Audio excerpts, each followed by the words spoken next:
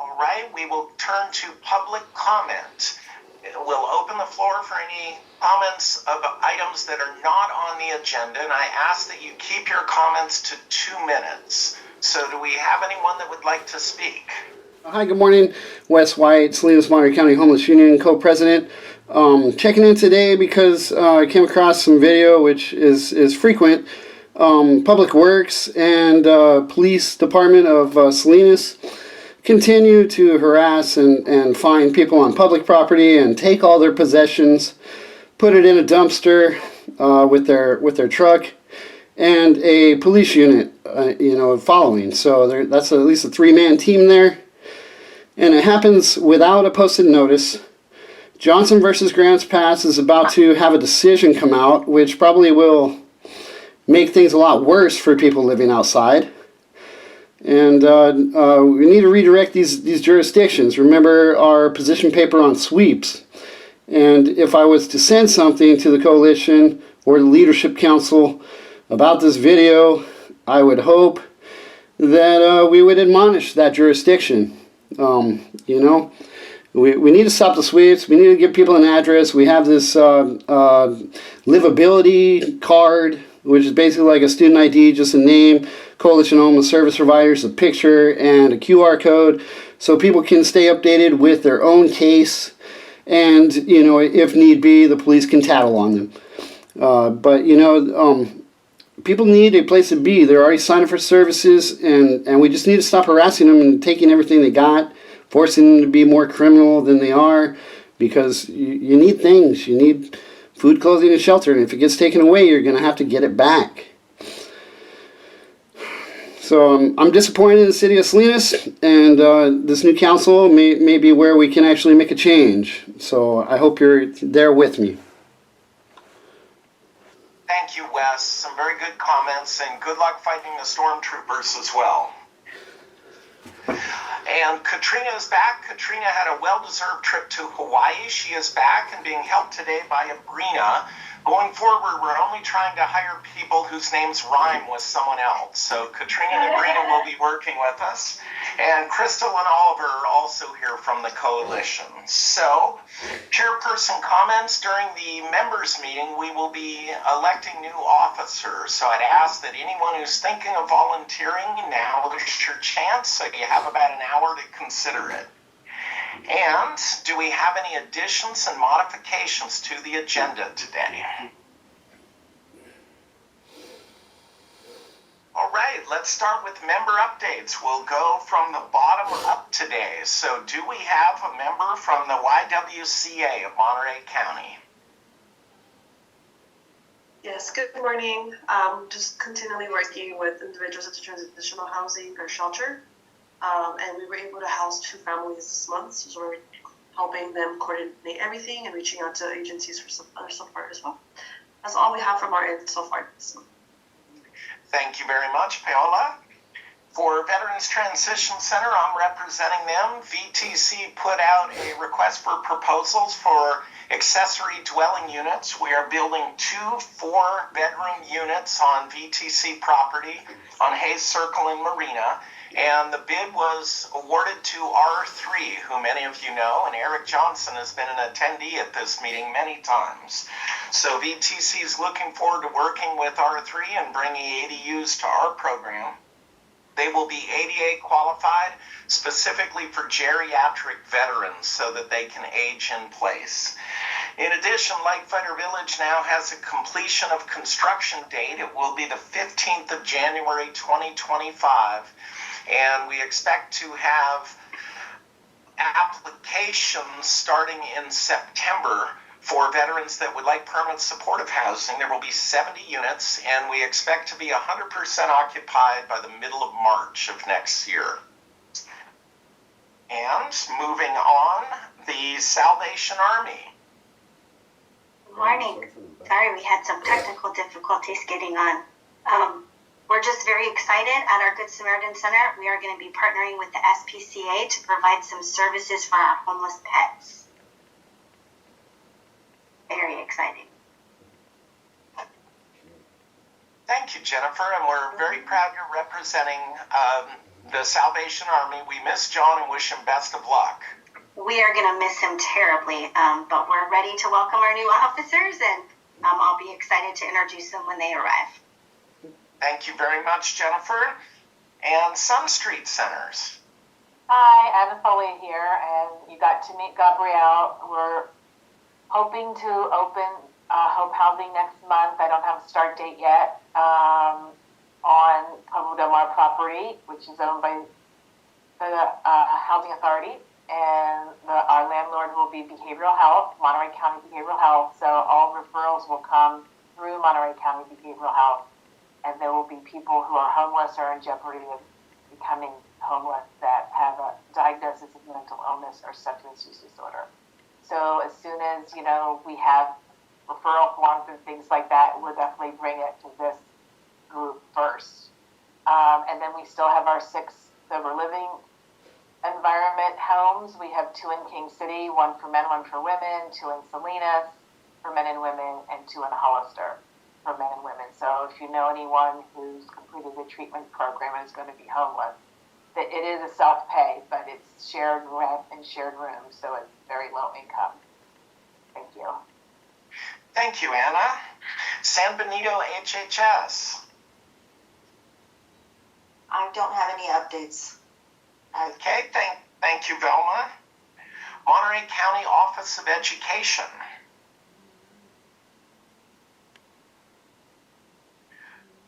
Monterey County Department of Social Services. Hello, this is John Gill with the Department of Social Services, Monterey County. We do have an update on the Homeless Resource Guide. The English version is done. However, we're still working on the Spanish translation, which should be done possibly early next month. Thank you. Thank you, John. And Mid-Penn Housing Corporation. Meals on Wheels of the Monterey Peninsula.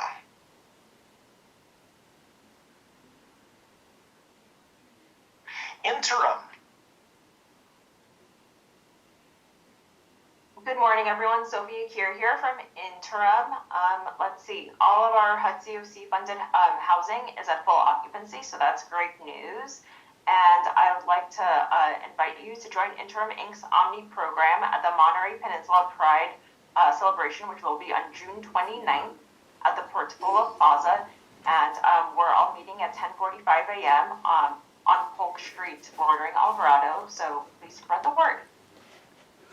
That's all for me. Thank you, Sophie. Interfaith Outreach of Carmel. Hi, Barbara Dickinson here. I have a few updates. We're mostly internal updates, unfortunately, but we have met with our faith leaders and are still trying to come up with something that we can do for the community that's interfaith and has to do with housing. And we are looking for new board members. We did get a large donation of food that some of our volunteers have distributed to a couple of the organizations that are on this screen meeting with us today. And that's it. Great, thank you very much for that. Housing Resource Center. Good morning, everybody. HRC is still hosting housing workshops for any groups in the community that have individuals maybe who don't know where to start their housing search process, maybe aren't working with a housing agency or any kind of agency that can help with application fees and whatnot. It's a great way to help folks in the community kind of know where they personally are at in their housing journey and the next steps to take, just a little extra boost and guidance. We just did one of our workshops with our Prop 47 waitlist with Sun Street Center and heard that it was pretty well received. Folks were really taking a proper advantage of the fact that we were there and helping with sample application and whatnot. So if there's any agencies that would like a workshop, please let us know. We are hosting landlord workshops.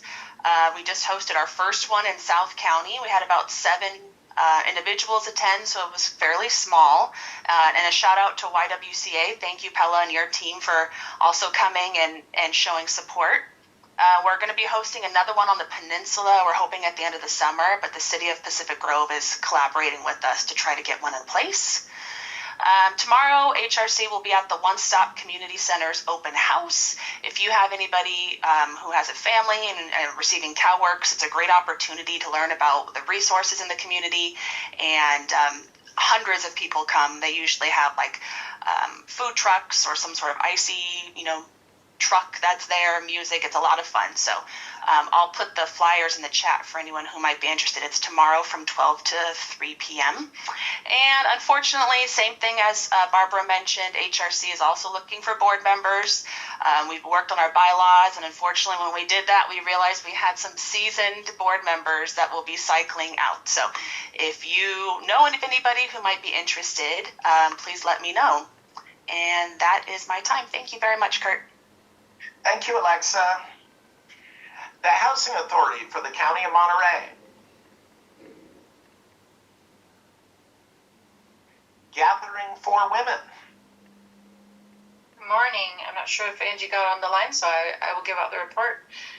We have some exciting things coming up. On the 26th, we're hosting a SPCA workshop, or not workshop, but a clinic for our guests who have animals. They'll be doing basic veterinarian care. So if you have any women that you'd like to send our way that have animals, it's free to them to get some basic health care and shots and get them up to date. There'll also be clipping nails if you need some nails clipped. I know that's not always easy to do. We also have a public defender afternoon here on the 28th. Also only for women, but that will help clear records of offenses and make it easier for people to get into housing, get jobs and other things. So we will send the flyers to the coalition, have them circulate both of those. I'm super excited about both. Thank you. Thank you, Stacy, and we look forward to seeing you at VTC later on today. So thank you for coming by. We do too. Thanks. Eden Housing. Downtown Streets. Hi everyone, Jocelyn Curran here. Otherwise, beyond planning the landlord dinner, things have been business as usual. We're still housing folks. We are finished with our ARPA funding for this fiscal year, so we're really waiting for July 1st to continue our work. Thank you all. Thank you, Jocelyn. Northeast Place. Good morning, everyone. Great to see everybody here, especially since the meeting was called on a different day than usual. Thanks for being here.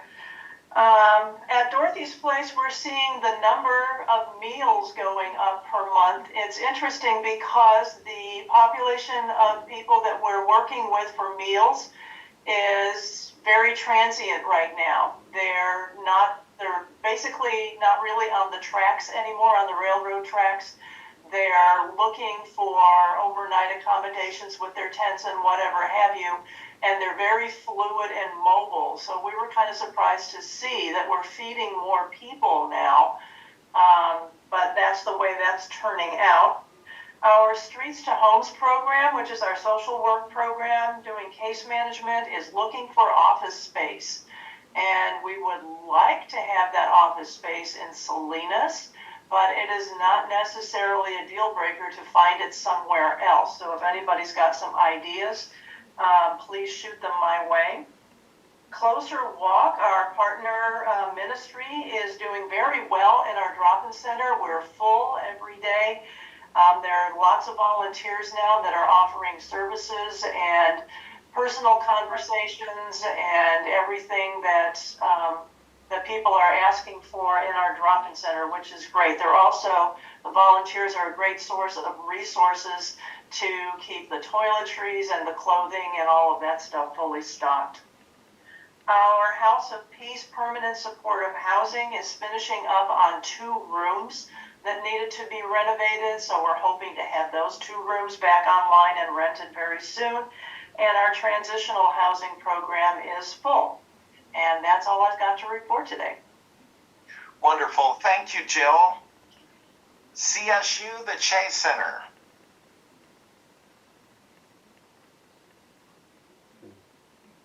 Community Human Services. Good morning, everyone. I am filling in for Evangelina Ochoa. I would like to start with our current open positions, which are shelter monitors, case managers, housing navigator, and a street outreach program counselor. Anyone interested can apply through our website. Safe Place Youth Shelter continues to operate 6 nights a week and closed on Saturdays. We have a Safe Place Salinas, which we just now opened on 212 North Main Street in Salinas. It is a navigation and resource center and we opened our doors on June 3rd. Our Salinas Valley Street Outreach Program team is now able to meet clients in the office, and clients are able to receive case management resources, housing navigation, search for appointments and benefits, grab a meal, food, and hygiene products, and just general case management as well. A flyer will be sent out to come with final operation hours. Our Casa de Noche Buena, we have 1 family room vacant, and we'll be filling that with a family of 3 next week. And we are currently have a total of 5 families and 8 single women. On June 8th, the Junior League of Monterey County came out to Casa de Noche Buena to help with spruce up the garden and paint rocks. The Human Heart House, we reached 36 guests and we're at full capacity at mid-June, and now we have 2 family rooms and 1 single women room vacant with intake scheduled next week. Bob Sadler will be coming out at the end of July to take portraits of our guests, and then the date will be determined. At Safe Passage, we have 1 youth transition out to permanent housing, and we're looking to fill 1 bed. Upcoming events, June 22nd, we have our free event, guest celebrity bartender event at 2 p.m. to 5 p.m. at the Dawn Street Winery to benefit our homeless services. Our celebrity, oh my gosh, I cannot speak. Our celebrity guest will be District 5 Supervisor Mary Adams and future District 5 Supervisor Kate Daniels-Kurz.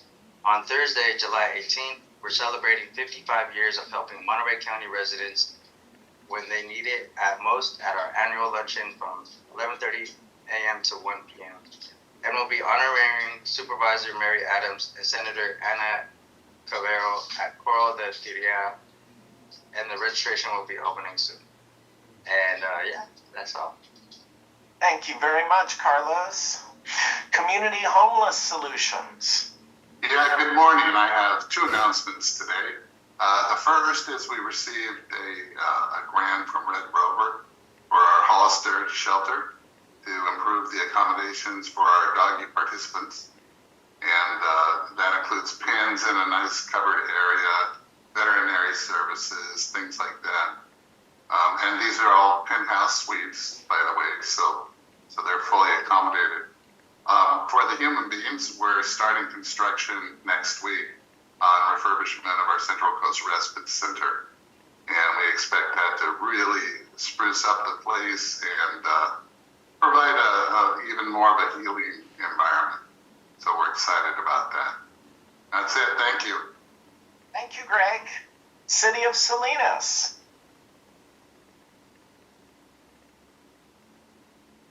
Hi, everyone. Good morning. So I will be reporting out on behalf of Francisco Gravila. So we have a couple of updates. Let's see. So we recently just did the Sheriff Center RFP. A provider was selected and will be announced during the next City Council meeting on June 25th, which I believe is in a couple of days. We are in the process of routing our agreements for the Encampment Resolution Grant, the 3L, and we're hoping to get that launched this upcoming fiscal year starting July 1st. The EMP is currently at capacity, which is the Emergency Motel Program. We currently have 1 vacancy for a case manager there, and we are in the process of interviewing. I believe we have interviews scheduled for next week. We have our general fund and ARPA funding agreements also going out for the Chinatown Navigation Center, Downtown Streets, and Cecil. Chinatown Navigation Center provides emergency shelter, rapid rehousing. Downtown Streets team provides street outreach and rapid rehousing, and Cecil provides rapid rehousing and emergency shelter services. We recently just found out that our sort coordinator position will also be vacant soon, so we will be going for interviews to fill that position as well. I think that's all I have on my end. Thank you. Thank you very much. Chispa. I don't have any big updates except that we do have our grand opening for the Alfred Diaz Infante Apartments on July 11th. So if anybody wants to tour the building and see what we've done there, you're welcome. Just email me and I'll add you to the list. Thank you, Dana. And can you remind us how many units will be in that new complex? Well, it's been open now for 3 months. It's 66 apartments. Excellent. Family apartments, Thank you. 1, 2, and 3 bedrooms. Thank you. Central Coast Center for Independent Living, Cecil. Hi, good morning, everyone. This is Gina. Sorry for joining late. We don't have any updates. Thank you. BACS.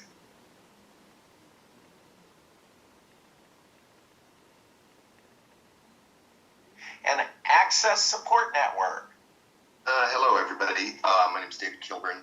I am pleased to announce that ASN will be housing the Che team as of July 1st, and we're pleased to bring them on board with us.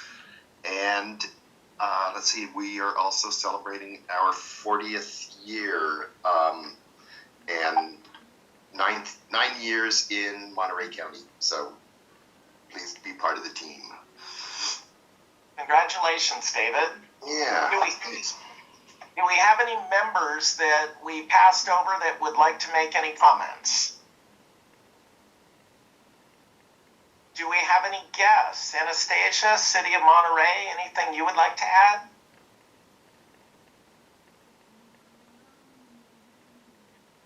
Okay, well, thank you all very much. And let's see, the words of the day. I think pets are very well covered and supported by this network, so thank you for that. And I think I heard 100% occupancy from 5 different member organizations. So congratulations on all the hard work and change that's happening there.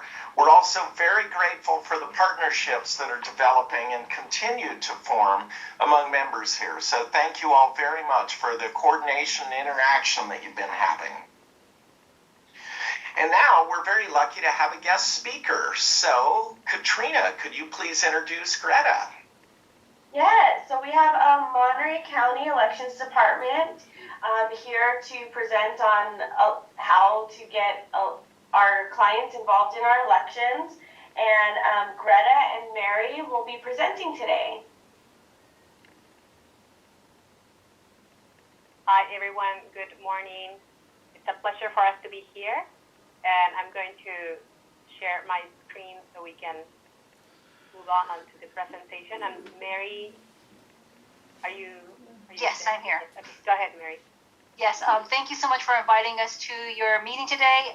Hearing all these different agencies coming together, it's really great. We would like to partner with all your agencies, especially as we head toward the November election.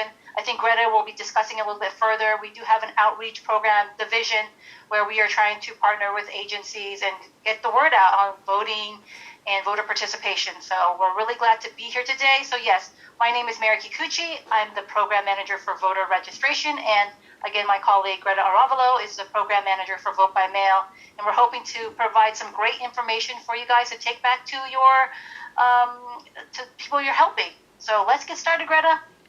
Sure. Are you all able to see my screen? Yeah, Greta. Excellent. Okay, thank you. Wanted to make sure that.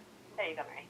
So for today's presentation, we're just going to be discussing the eligibility for voters, how to complete some of the important aspects of the voter registration card for individuals who are finding themselves in a homeless situation, how to receive a ballot by mail, options to vote in person, where voters can return a ballot, and how agencies can get involved and get the word out. Okay? So eligibility to vote. So who can register? So they have to be a United States citizen and a resident of California. They must be 18 years old on or before election day. And the next scheduled election is November, 5th for the presidential general election. And they cannot be currently serving a state or federal prison term for the conviction of a felony, and they cannot be found mentally incompetent by court. Okay. The law changed a couple of years ago, so now individuals who are 16 or 17 years old can pre-register to vote, and basically once they turn 18, our system will automatically activate them when they turn 18 and send them their ballot so that they can vote. And of course, they have to meet the eligibility requirements. And how can a person register? So there's two ways, by paper or online. And just some more information regarding individuals who may have a criminal history. So on your left-hand side, these are individuals who are eligible to vote. So if they're only serving a misdemeanor, if they're on parole or probation, etc., then they're okay and they're eligible to register to vote. On the right-hand side, persons who are not eligible to vote yet are those individuals who are actually in state or federal prison. But once they finish their time, then their voting rights will be restored. All they need to do is re-register to vote. All right? Next. Okay, so how to complete a voter registration as a person in a homeless situation. All right? So again, if a voter does not have a fixed residential address or a permanent address, that does not prevent them from registering and voting. Okay, they can still register. So how can they complete a registration without a permanent address? So first, they can register online or by paper. And so for the address portion, for every single voter, we do need some sort of address so that we know what kind of ballot to send them. So, for example, if you're living in Salinas, you don't want the ballot for Marina. So for homeless individuals, what we advise them is that they provide 2 cross streets in the city that they're most often found. And then we take that information and then we provide them with a voting address that only pertains to our office. It can't be used on any other governmental agency forms, just for our office. So they provide those 2 cross streets in the city they're most often found. No mailing addresses, no P.O. boxes in the residential address portion.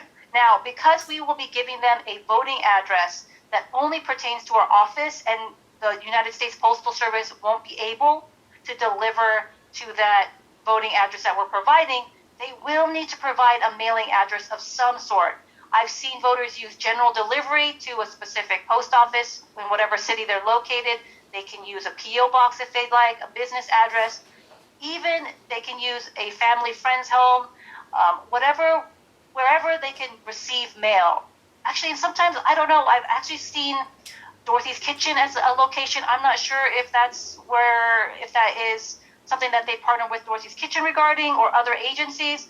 So we just need some sort of mailing address that they can provide on that voter registration form. Now, say they don't have any sort of mailing address, what will happen is the post office will send out their ballot, a voter guide, a voter notification card that we process their registration.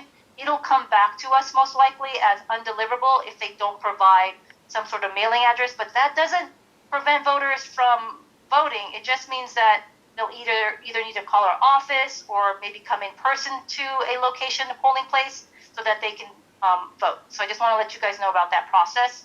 And then always they can check their registration by going to the California Secretary of State's website. We provided the link in that slide right there. Or they can always call our office and we can let them know if their status is active or inactive, and then just guide them more on what their options are. Okay.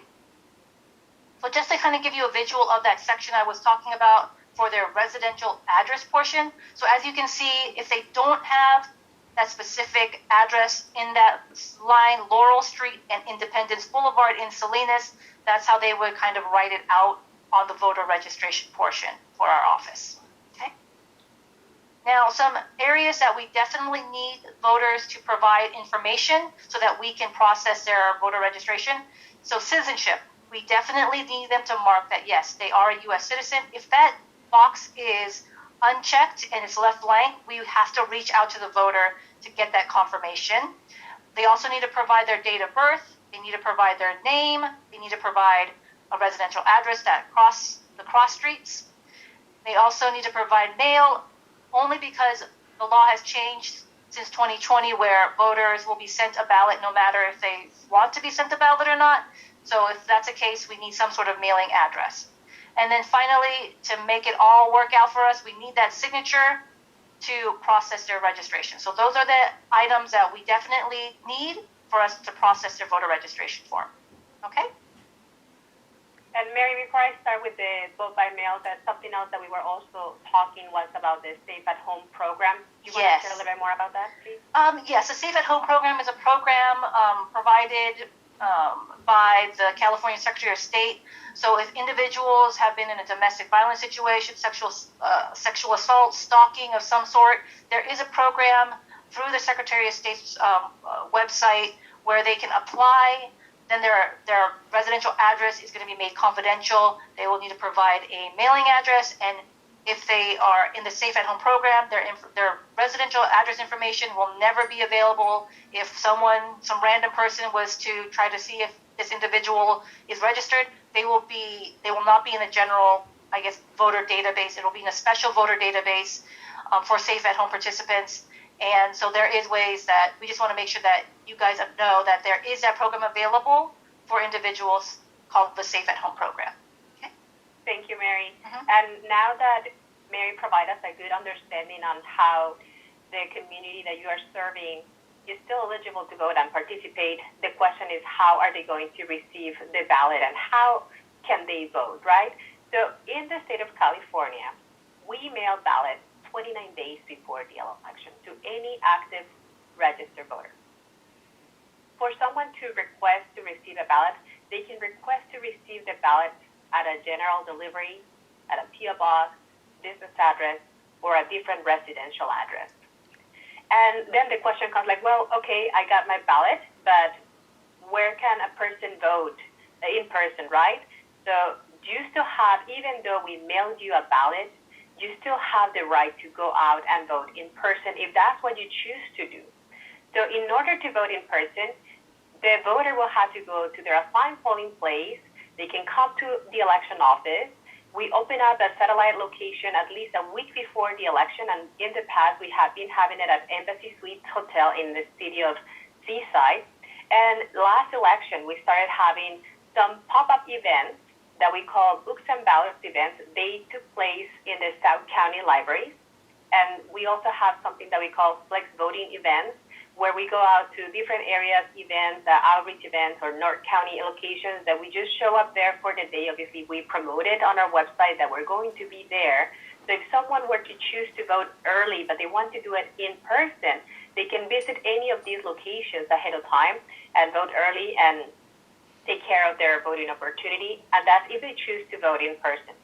Now, if they want to work and vote that ballot that they receive by the mail and return it, all they have to do is choose how they want to return it. They can return it via post office mail, use our election drop boxes like the one that is on the screen. That one is located outside of the Monterey Public Library in the city of Monterey. They can also return it at a polling place, at the election office, satellite location, Books and Ballots events, Flex Voting events, and any outreach event that has a ballot drop box collection. The key about returning your ballot by mail is that you have 29 days that you receive the ballot early. You can return it at any moment that you're ready. But if you're choosing to return it on the last day, you want to make sure that you return it no later than 8 p.m. before the polling place is closed. Or if you're using the postal services, to make sure that there's a postmark for that day. Any ballot that has a postmark on election day or before and is received up to 7 days after, we will be able to accept and count. If your ballot does not have a postmark on or before election day and is received after that date, we will not be able to count it and process. So that's something that is important to share that message with the community when they're learning the options that they have to return their ballot.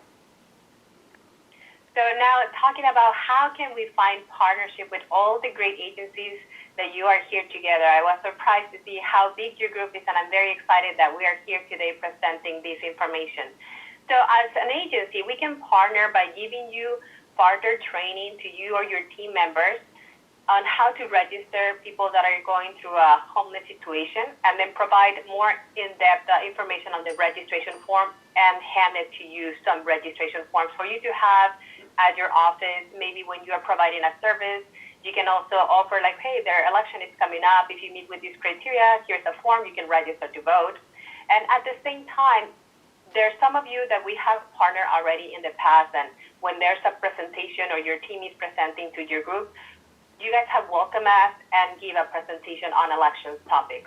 So that's a way that your community members become aware of the rights to vote and what is coming up on the next election and the important dates. I know that as we get closer to the election, there will be a lot of material out there to share, so we can always send it back a presentation to this group or to individually your group and sharing those important dates that you can share with your community members. So in general, we are happy to be here to share the information on how your community can still, that you're serving, can still participate and register to vote, because homeless individuals can continue exercising their right to vote regardless of not having a physical residential address. And with that, we will welcome any questions that you guys have for us. Mary and Greta, thank you. That was very thorough, very informative, and very targeted to our group. So do we have any questions for the elections department? Mary and Greta, may we get a copy of these slides to distribute to members? Absolutely, yes. I'll send it via email. Excellent.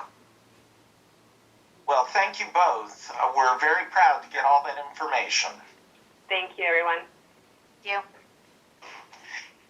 And now moving on to the CHSP update. Katrina.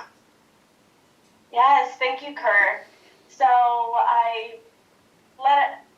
kind of let everyone know last month that we were planning on moving, and it has been solidified. CHSP's office will be moving down the way, so not too far from our current location. Still off of Fremont Street. We'll be occupying an office space in the Monterey County Weekly building here in Seaside. So our last day here at 1942 Fremont will be July 31st. We are hoping to be fully moved by mid-July and use the last couple weeks to make sure that the office is nice and clean for their new tenants. So keep an eye out for an email blast on our final days here, and you can always find us at our new office. So excited about the move. It's a lot of work. So we're ramping up for our 2024 CoC competition NOFO. Any of the current participating organizations should have got notice from our office to prepare your data, because we'll be running APRs to start building out renewal packets for you all. For new organizations wanting to compete this year, we will put out a press release once the NOFO is dropped, and in addition to updating you all through the many outlets of communications, our board meetings, via email, constant contact. It will be in the newspaper. So keep an eye out for those, as our competition timelines are very quick. They move fast. So we were thankful that it didn't drop in May. I'm really confident that it will be dropping early July. So fingers crossed, everything is good, and that you all are able to compete should there be opportunities for new projects. You can reach out to myself or Kirsten Young for any updates on that, or if you would just like to know more about the HUD competition and what that looks like to prepare yourself for it. Does anybody have any questions on that? Okay, so we should be receiving our 2024 Unsheltered and Sheltered Census Report by the end of this week. Everything has been submitted to HUD to applied survey research, and the draft report will be submitted. Or be delivered to us hopefully by Friday. So I know you all are very eager to hear about what our numbers look like and may need it for grant writing. We're doing our best right now to get you that information. But always feel free to reach out to myself and Oliver here at the Coalition, and we can do our best to help you move any current projects along that require that information. So we're looking to have the census report fully presented to the community by August. Does anybody have any questions on the census data? That's very good information, Katrina. Thank you for the timeline on that. We are anxious to see it. I know everybody is. So closing off this portion of it, CHSP has a couple vacancies open. Today we have Abrina sitting in supporting with running this meeting, where you would typically see Damien. Damien, our administrative coordinator, has moved on and found a really great opportunity closer to home. So we currently have our administrative coordinator position open and our coordinator position open. We are well underway with hiring a deputy director, with interviews taking place next week. So we have those two positions open. If you guys are interested, let me know. We can get those job descriptions out to you all. I'm hoping to have all these positions filled by very optimistic by July. So exciting news. Thank you, Katrina. Do we have any questions for the Coalition? Do we have any other comments or issues from the audience today? Okay, well, thank you all very much. We will close the public meeting. It is now